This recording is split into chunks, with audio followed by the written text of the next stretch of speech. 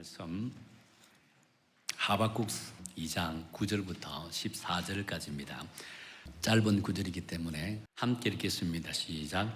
재앙을 피하기 위하여 높은 데 깃들이려 하며 자기 집을 위하여 부당한 이익을 취하는 자에게 화 있을진저 내가 많은 민족을 멸한 것이 내 집에 욕을 부르며 내 영혼에게 죄를 범하게 하는 것이 되었도다. 담에서 돌이 부르짖고 집에서 들보가 응답하리라. 피로 성읍을 건설하며 불의로 성을 건축하는 자에게 화 있을진저 민족들이 불탈 것으로 수고하는 것과 나라들이 헛된 일로 피곤하게 되는 것이 만군의 여호와께로 말미암음이 아니냐.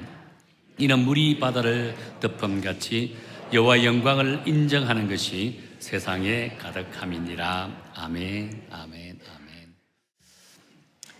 우리가 그리스도인으로서 인생을 살아가다 보면 다양한 문제를 경험하게 됩니다.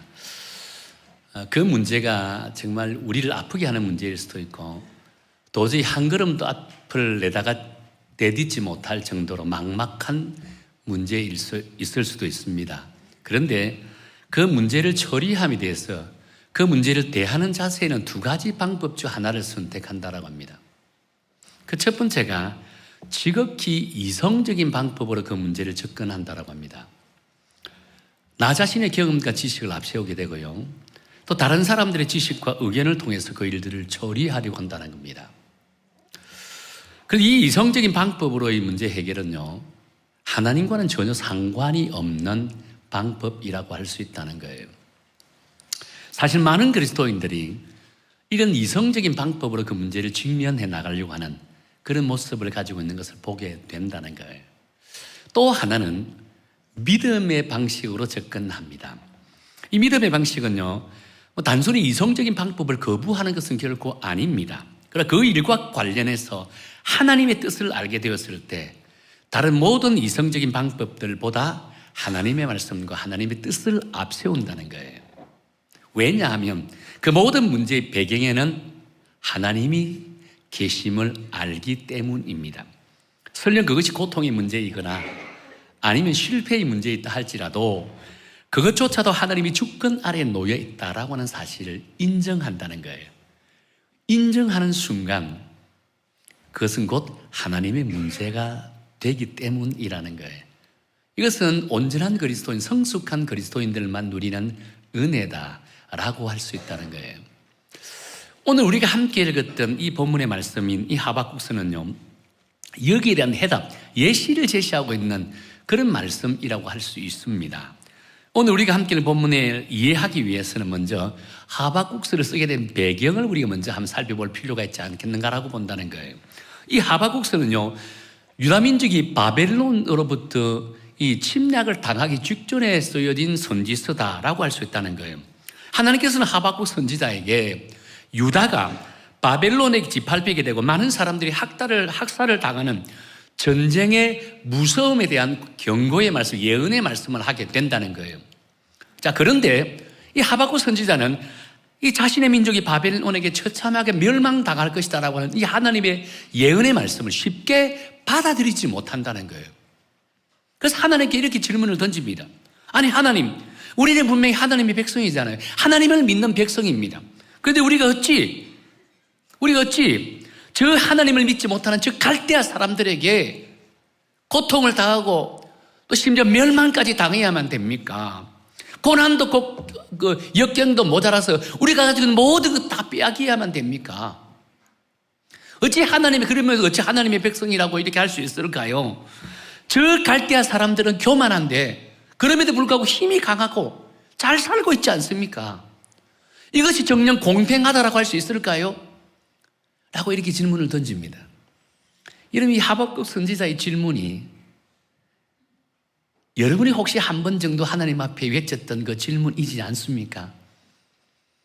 우리 그리스도인들 어려움을 당하고 심히 고통과 고난에 직면하게 될 때 누구나 한 번쯤은 하나님을 향해서 외쳤던 그런 질문이라고도 할 수 있다는 거예요.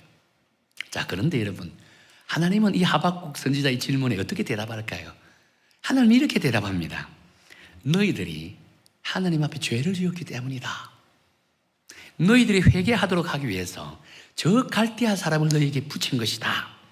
그렇기에 회개하여 돌아온다면 내가 저 갈대아 사람을 멸망시켜버릴 것이다. 그리고 너희들 회개하고 돌아온 너희들에게 하나님을 아는 지식을 온 세상에 선포하게 할 것이다. 그리고 물이 바다를 덮는 같이 하나님의 영광을 인정하는 그런 일들이 온 세상에 가득하게 할 것이다 라고 한다는 거예요. 자, 하나님의 말씀의 결론은 무엇입니까? 당신의 택함 받은 백성들을 버리는 것이 아닙니다. 그들을 다시 회복시켜서 그들을 통해 온 세상에 하나님의 영광을 선포하기 위함이었다는 겁니다. 하나님의 복음을 선포하기 위해서 너에게 고난을 준다는 거예요. 고난이 실패의 끝이 아니었다는 거예요. 그 고난은 다시금 하나님의 자녀로 회복시키기 위한 과정에 불과했다는 겁니다. 이 하나님의 대답을 들었던 하박국 선지자는 어떤 마음으로 하나님 앞에 이 감사를 드릴까요? 그러면서 마지막 고백은 이렇게 고백합니다. 하나님, 비록 앞으로 무화과 나무에 열매가 맺지 않는다 할지라도, 밭에 소출이 없다 할지라도, 외양간에 소가 없다 할지라도 하나님, 나는 하나님께 기뻐하며 하나님께 감사드리겠습니다. 이런 믿음의 고백을 하게 되어졌더라는 겁니다. 하나님의 뜻을 알게 되니까, 하나님의 메시지를 받고 나니까 이처럼 하나님 앞에 감사가 나오고, 그 어떤 고난과 절망 앞에서도 하나님을 향해 찬양을 드리는 믿음의 성도, 성숙한 하나님의 백성이 되어지더라라고 한다는 거예요. 그래서 오늘 저는요, 이 교회 설립 42주년을 맞이하면서 하박국 선지자 이 본문의 말씀을 통해서 우리가 한번 도전받기를 원한다는 거예요. 그동안 우리 교회가 힘들고 어려웠던 일들이 참으로 많았습니다. 그 시간들을 보내왔잖아요. 그러면서 우리는 하나님의 깊은 뜻을 깨달아 왔습니다. 찾아왔다는 거예요. 그래서 이제는 우리 여성교회가 다시금 온 세상에 에사게 물이 바다 덮음같이 하나님의 영광을 충만케 하는 일에 존귀하게 들었으면 받기를 원한다는 겁니다. 그런 일에 하나님이 찾으시는 그런 교회가 되기를 원한다는 거예요.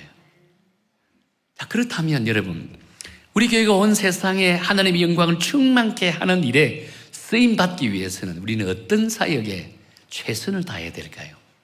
두 가지 관점에서 우리 한번 살펴보기로 하는데요. 첫 번째는 하나님의 지식을 알아가는 사역에 최선을 다해야 된다라고 한다는 거예요.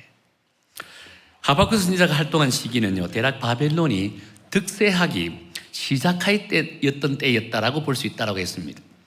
자, 이는 유다 입장에서는 남쪽으로는 애굽의 눈치를 봐야 되고 북쪽으로는 바벨론의 눈치를 봐야 되는 참으로 안타까운 지경에 놓여 있었습니다.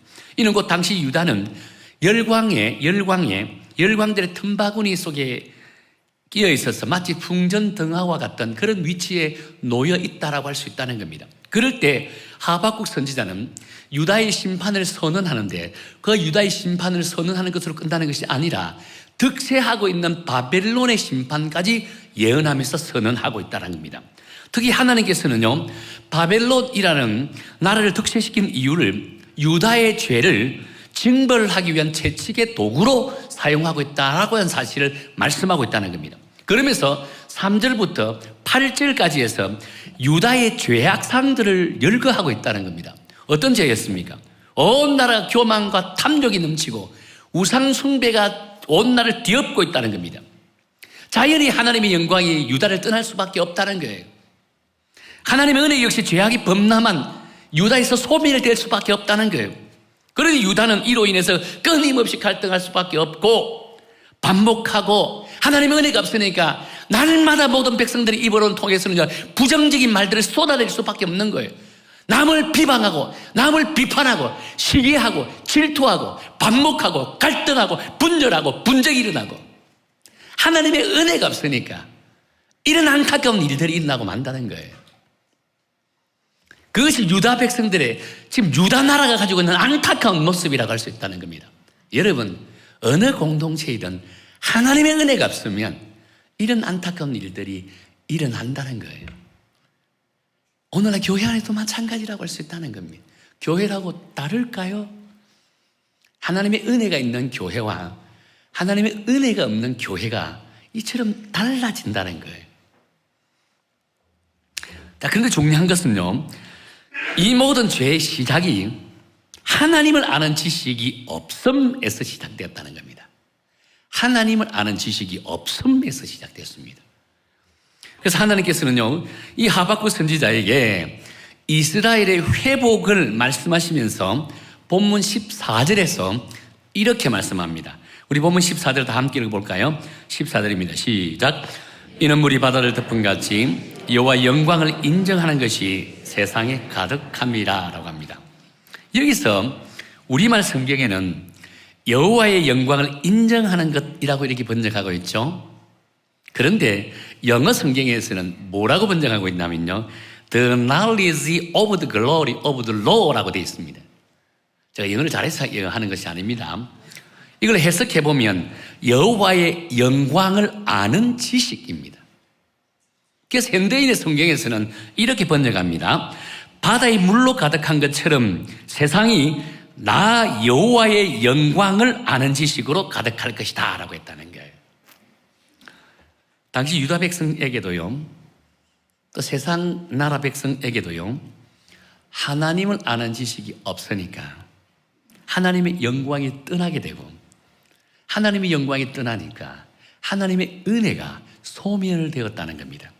그래서 하나님께서는 이스라엘의 회복을 말씀하시면서 하나님의 아는 지식을 통해 하나님의 영광이 가득한 나라로 회복시켜 주실 것이다 라고 말씀하고 있다는 거예요.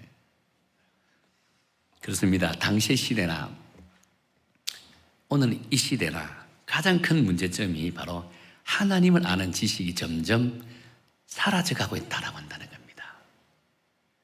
목회를 해보고 전도를 나가보면 얼마나 지금 이 시대가 하나님을 아는 지식이 사라지고 있는지 몸으로 직접 느끼고 체험하게 된다는 겁니다. 제가 이전에도 몇 번 이 말씀을 하셨죠. 전도를 나가보니까 세상 사람들이 하나님을 아는 지식이 너무너무 없더라는 겁니다. 제가 미국에 유학을 가기 직전만 해도 이 전도를 나가보면 사람들에게 복음을 제시합니다. 그러면 사람들이요, 10명 가운데 한 8명 정도는 복음을 한 번 정도는 다 들어보았다라고 이야기를 해요. 여러분 요즘 전도 나가보세요. 1대1로 노방전도 하면서 1대1로 만나서 복음을 제시해 보세요. 이 교회 안 다닌 사람들을요, 그 사람들 가운데 이 복음을 들어본 적 있습니까? 라고 물어보면 10명 가운데 7명 정도는, 많게는 8명도 될 거예요. 단 한 번도 복음을 듣지 못했다라고 하는 사람들이 많다는 겁니다. 여러분 깜짝 놀랍니다. 제가 비록 유학을 떠나고 지금 다시 온 지가 이제 한 20년까지는 채 안 되죠. 이 사이에 우리나라의 현실이 이렇게 많이 바뀌었다는 겁니다. 뭘 의미할까요? 그동안 교회가 하나님을 아는 지식을 세상에 선포하고 전하는 일에 너무 소홀했다는 겁니다. 우리만 잘 먹고 잘 사는 거예요. 우리만 잘 믿고 하나님 나라 가고 싶다는 겁니다. 우리 주변에 돌아보는 그런 안타까움이 없었다는 겁니다. 직접 그들에게 하나님의 복음을 증가하는 일이 너무 소홀했다는 거예요. 이것이 지금 현실로 나타나고 있는 모습이 아닐까라고 본다는 겁니다. 그래서 이제는 우리나라도 선교지라고 할 수 있다는 거예요. 그러니 하나님을 아는 지식이 없는 세상은요, 점점 악해질 수밖에 없는 거예요. 어둠의 권세 영역이 점점 확대져 갈 수밖에 없다는 겁니다. 자연히 세상은 분열과 갈등이 난무하고 정말 안타까움이 우리의 삶의 환경에 그대로 남아있다는 거예요. 그러니까 우리의 마음이 너무 고달프다는 거예요. 이러한 현상은 비단 세상에서만 나타나는 현상은 결코 아닙니다. 하나님을 믿는다고 하는 사람들이 모인 이 교회 공동체 안에서도 동일하게 나타나고 있는 현상이라고 할 수 있다는 겁니다. 교회 공동체 안에서도 하나님에 대한 올바른 지식이 없으니까 사람의 지식이 난무하고 사람의 지혜가 난무하다는 거예요. 자연히 사람의 생각이 앞서다 보니까 하나님의 뜻이 나올 리가 만무합니다. 사람의 지식이 앞서다 보니까 하나님의 지혜가 드러날 기회조차 없다는 거예요. 그래서 교회도 서로 잘났니, 네 잘났니, 내 잘났니 하면서 서로 자신의 잘난만 드러내는 참으로 안타까운 공동체가 되고 말았다는 겁니다. 그래서 우리는요, 하나님을 아는 지식을 배워야 됩니다. 하나님의 지식을 알아가는 그런 훈련을 해야 된다는 거예요. 여러분, 얼마나 하나님의 지식을 많이 알기에 성경 아카데미 왜 지원하지 않습니까? 하나님의 지식을 가르치는데. 근데 왜 지원하지 않아요? 하나님을 알아가는 지식 교육에, 훈련에 여러분 지원 많이 해야 됩니다. 우리가 하나님의 아는 지식이 풍성할 때 우리가 주변의 세상에 하나님을 아는 지식을 선포할 수 있다는 거예요. 그래서 성경 아카데미를 개설하고 제자 훈련을 개설하고 있다고 한다는 거예요. 가끔 성도님들과 대화를 나눌 때가 있습니다. 우리 교회 성도님이라고는 이야기하지 않겠습니다. 제가 이전에 있을 때도 참 이런 성도님들하고 이 성도라는 개념이 우리 어성교회 성도를 지칭하는 걸 기록 아닙니다. 오해하지 마시고. 성도님들 대화할 때 있습니다. 그렇다면 깜짝깜짝 놀라는 것들이 있어요. 그거는요, 말들을 너무 잘하신다는 거예요. 그리고 문제에 대한 분석과 비판에 탁월을 합니다. 그런데 그 말들을 가만히 들어보면 문제를 파악하는 데는 탁월한데 그 문제에 대한 대안 제시를 하지 못한다는 겁니다. 은혜로운 대안 제시를 하지 못하는 것을 보게 된다는 거예요. 문제점을 제시했으면 그 문제를 해결할 수 있는 은혜로운 대안을 제시해야 되는데 대안을 제시하지 못하니까 그 모든 문제점이 하나의 불평, 불만이 되고 만다는 거예요. 왜 그렇다면 왜 문제는 잘 파악하는데 대안을 제시하지 못할까요? 저는 그것이 바로 하나님을 아는 지식보다 세상을 아는 지식을 더 앞세우기 때문이라고 생각합니다. 이런 현상 때문에 나타나는 것이다라고 본다는 거예요.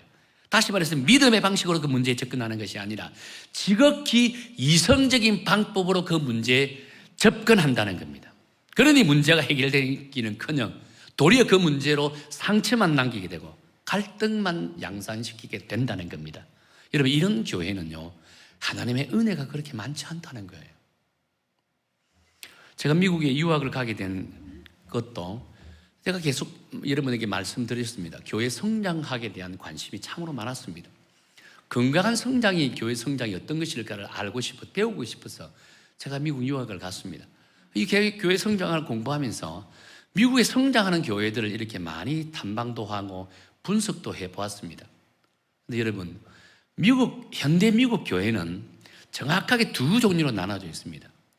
아직도 역동적으로 젊은이들을 통해서 성장하는 교회와 교회당은 크지만 점차 그 교회가 병약해지는 교회를 보게 된다는 겁니다. 정확하게 나눠져 있습니다. 자, 그런데 여러분, 왜 그러면 이 교회당은 큰데 병약해지는 교회가 왜 그렇게 병약해질까라고 생각해 봤습니다. 그것은 곧 지극히 그 교회는 이성 중심인 교회였더라는 겁니다. 무슨 말이냐면 자유주의 신학의 교회에 들어갔습니다. 그러다 보니까 하나님 말씀보다 세상적인 사상과 세상적인 지식들이 난무한 교회였더라라고 한다는 겁니다. 우리가 생각하기에는 세상적인 사상이나 이성주의가 앞선 교회가 젊은이들이 많고 그러다 역동적으로 교회가 성장할 것이라고 생각합니다. 결코 그렇지 않다는 겁니다. 성장하는 교회의 특징이 뭔지 아세요? 지극히 말씀 중심인 교회입니다. 복음주의를 추구하는 교회였다는 겁니다. 물론 젊은이들을 위해서 좋은 예배 형식도 갖춰져 있고 또 좋은 프로그램도 있습니다. 시설까지 완벽하게 갖춰진 교회들 다수입니다. 그럼에도 불구하고 본질이 뭐냐? 철저하게 하나님 말씀 중심인 목회를 하는 교회였다는 겁니다. 이런 교회가 성장하더라는 겁니다. 이런 교회가 아직도 역동적으로 젊은이들이 모이기 시작하더라는 겁니다. 이런 의미에서 우리 어성교회도요, 건강한 교회로서의 모델을 제시하고자 한다는 거예요. 교회가 설립되고 42년이라는 시간 동안 참으로 많은 일을 겪었잖아요. 저는 많은 이야기를 들었습니다. 그 일들 중에는 웃을 일도 있었고 정말 기쁠 일도 있었고 반면에 눈물 짓는 일도 있었고 근심을 진짜 인상을 찌푸릴 정도로 근심과 고통이 있는 일도 있었다라고 했습니다. 그런데 여러분, 그 많은 일들 중에 변치하는 것이 있었습니다. 무엇인 줄 아세요? 우리 여성교회는요, 결코 하나님의 말씀을 떠난 교회가 아니었더라는 겁니다. 하나님의 말씀 중심인 교회, 복음주의를 추구하는 교회였더라는 겁니다. 그래서 사탄이 우리 교회를 무너뜨리려고 그렇게 공격하고 방해했지만 결국 어떻게 됐습니까? 오늘 여기까지 우리는 오게 되지 않았겠는가라고 생각합니다. 하나님의 말씀으로 무장되고 복음주의를 추구하는 그 교회는요, 결코 무너지지 않는 교회입니다. 결코 무너뜨릴 수 없는 그런 교회라고 할 수 있다는 겁니다. 그래서 저는 앞으로 우리 어성교회는요, 말씀에서 벗어나지 않는 교회가 되기를 원합니다. 복음을 앞세우는 교회가 되기를 원한다는 거예요. 또는 그런 교회를 추구하려고 몸부림치는 그런 교회가 되기를 원한다는 거예요.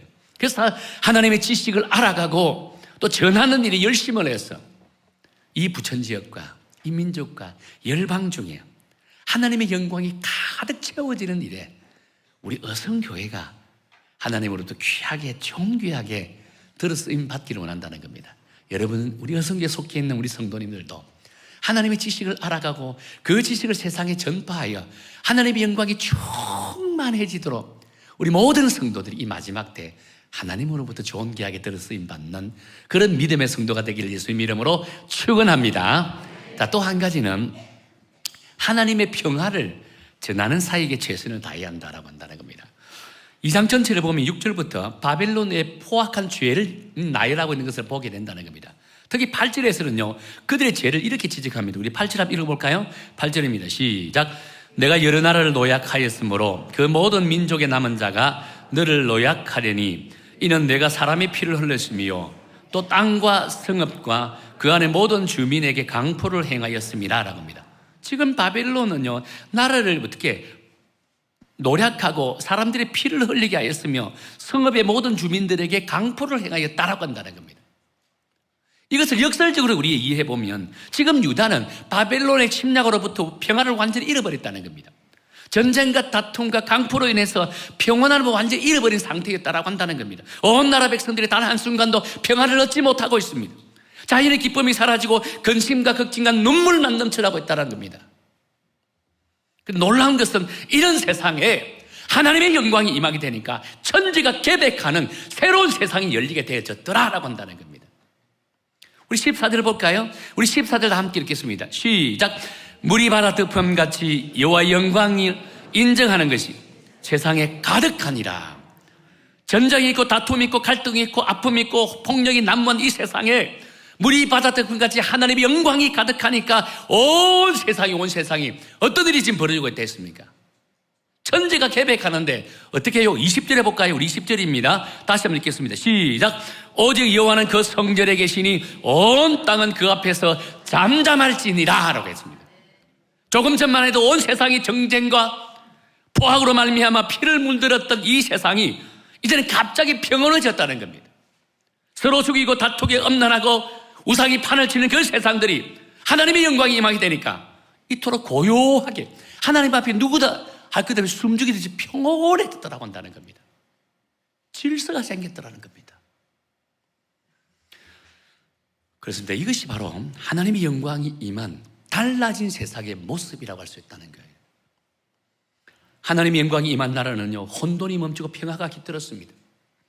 서로 다투고 시기하고 죽일 듯이 달려들던 것이 언제 그랬냐는 듯이 사랑이 가득해졌더라는 겁니다. 하루하루 죽지 못해 살아가는 인생이요, 내일에 대한 희망이 생겼습니다. 행복한 인생으로 변화되더라는 겁니다. 이것이 바로 우리 여성교회 공동체가 꿈꾸는 비전입니다. 뿐만 아니라 창조주 하나님이 다스리는 교회, 하나님의 영광과 은혜가 풍성한 그런 교회가 되기를 원한다는 거예요. 여러분, 이 비전은 단지 우리 교회만의 비전이 아닙니다. 우리 민족이 가져야 될 비전이라고 할 수 있다는 것입니다. 사실 지금 우리나라 현실이 이 본문에 이스라엘과 너무 흡사한 상황에 놓여 있다고 할 수 있다는 겁니다. 지금 우리나라의 현상이 많은 사람들이 뭐라고 이야기합니까? 총체적인 위기에 빠졌다라고 이야기한다는 겁니다. 정치적으로는 좌파와 우파가 갈라져서 갈등이 끊임없습니다. 단 하루라도 이런 갈등의 소리가 들리지 않을 때가 없다는 겁니다. 경제는 어떻습니까? 어떤 사람이 말하기를 IMF와 비슷한 상황이 흘러간다고 합니다. 여러분, IMF 때 어떤 고통을 겪었습니까?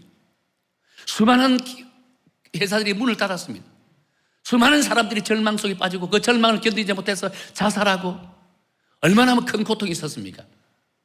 지금 이 시점이 그와 비슷한 시점으로 흘러가고 있다고 한다는 겁니다.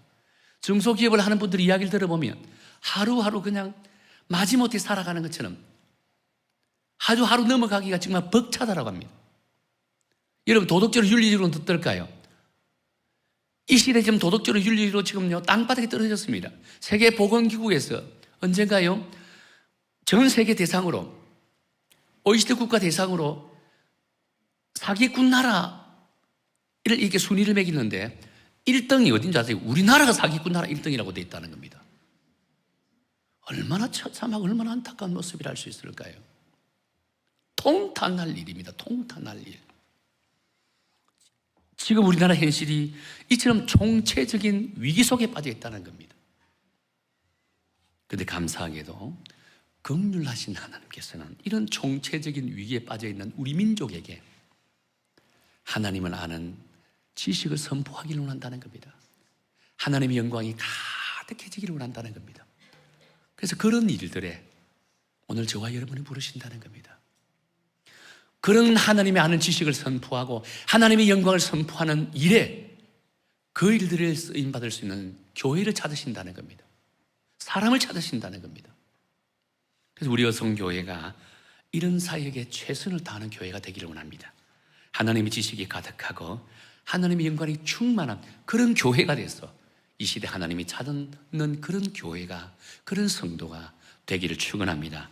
우리 여성교회는 이런 마지막 때 이런 사명을 감당하기를 원한다면 하나님의 영광이 우리 교회에도 충만히 임하고 하나님의 은혜가 우리 교회에 충만히 임하게 될 줄로 믿습니다. 그렇다면 자그마한 갈등도 사라지게 되고 아픔과 고통도 다 사라져서 주 안에서 하나 되어 하나님의 영광만 드러나는 그런 교회가 될 줄로 저는 믿습니다. 이제 말씀을 맺겠습니다. 오늘 여러분 주위를 한번 돌아보십시오. 아직도 혼돈과 갈등으로 인해서 엉망진창인 삶을 살고 있는 분들이 여러분 주변에 많을 것입니다.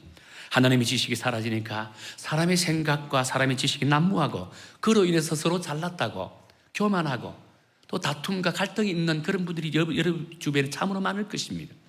이럴 때 우리가 그들에게 하나님을 아는 지식을 선포하기를 원합니다. 그들의 마음에 참된 평안을 선포하기를 원합니다. 그렇다면 세상은 다시금 혼돈에서 벗어나 참된 평안을 찾게 될 것이고 또 하나님의 긍휼하심을 통해서 이 경제적인 위기를 극복하여 또한 뿐만 아니죠. 저 얼어붙었던 북녘 땅에 주의 복음으로 하나가 되어서 진정 이 나라 민족이 하나님이 기대하고 하나님이 긍휼히 여기는 그런 이 민족이 될 줄로 믿습니다. 이런 일에 우리 어성교회가 들어쓰임 받기를 원한다는 겁니다. 이런 일에 우리 어성교회 성도님들이 들어쓰임 받아 마지막 때 정말 하나님이 찾으시는 교회, 하나님이 찾으시는 성도가 되어서 여러분 모두를 통해서 주의 영광이 드러나는 귀하고 복된 이 마지막 때의 삶을 살아가시기를 축원합니다.